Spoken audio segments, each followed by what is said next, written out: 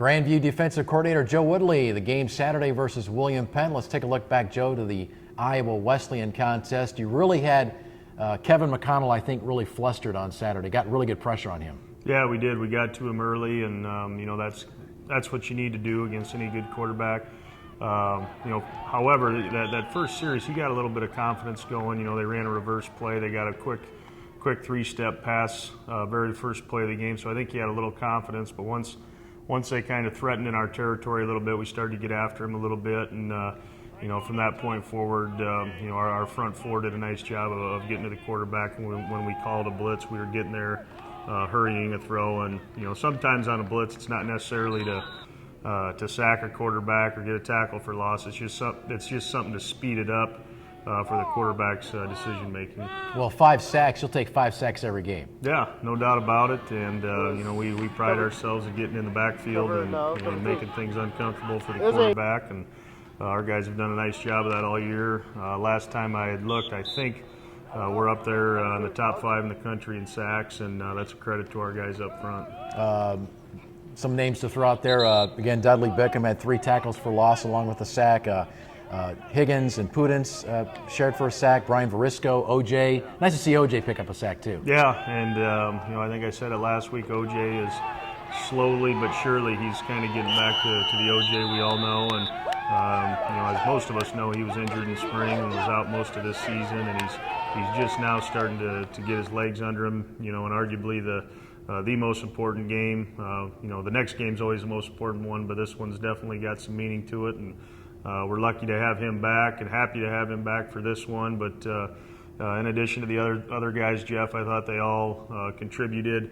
We got in a situation where we got to play some more guys. Dudley had some decent stats there, and I took him out before the end of the first half.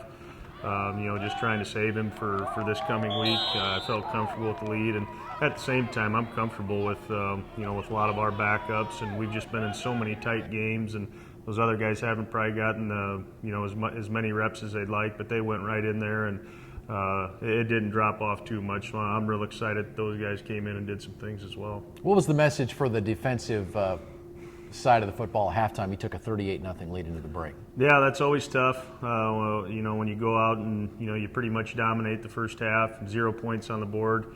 Doesn't really matter how you do it. You're keeping them out of the end zone, and so you're excited about that. You got a big lead, and we just challenged them. My challenge was to them in the second half, because we didn't get any takeaways defensively Saturday. Was to go out and get 2 takeaways somehow. We didn't get that done, but we still played pretty sound defense in the second half. At the same time, though, they took that opening drive and went right down the field and scored. So that was a little disheartening. Offense picked us up, went down, scored really quick right after that.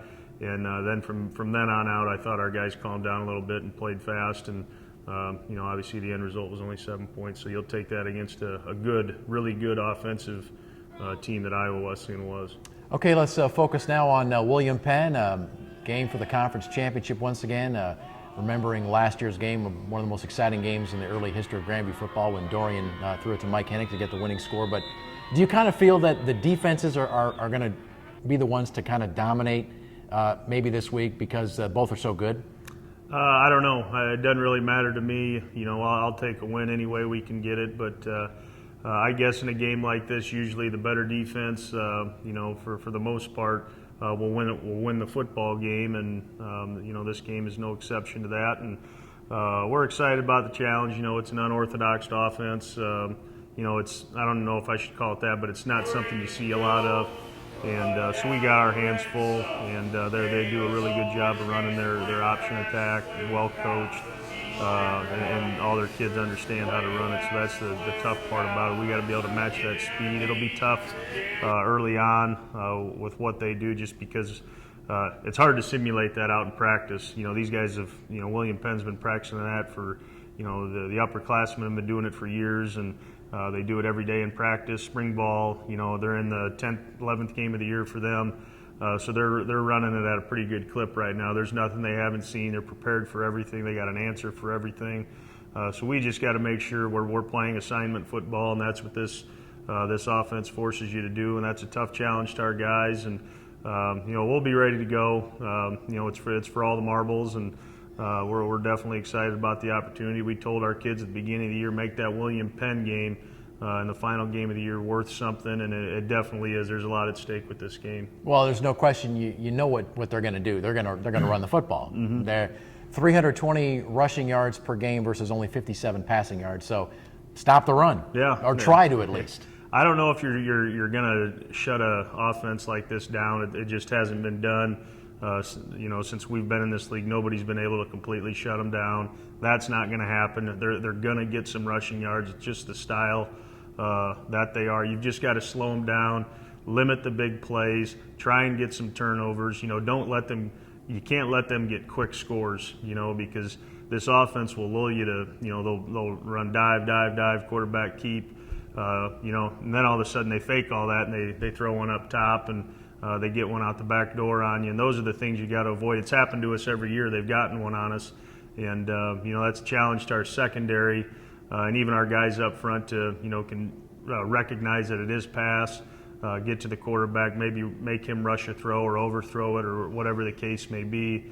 But at the end of the day, if you're making them consistently throw the football, that means you're getting them out of what they want to do, and hopefully we can get in that situation. But it'll be a 4-quarter fight. Coming down to the fourth quarter, at least I hope that's what the end result is. A lot on the line in that fourth quarter, and I think our guys will be up to that challenge, and they should be. If you don't get excited to play in a game like this, you probably shouldn't be playing college football. All right, Joe. Good luck. Thanks, Jeff.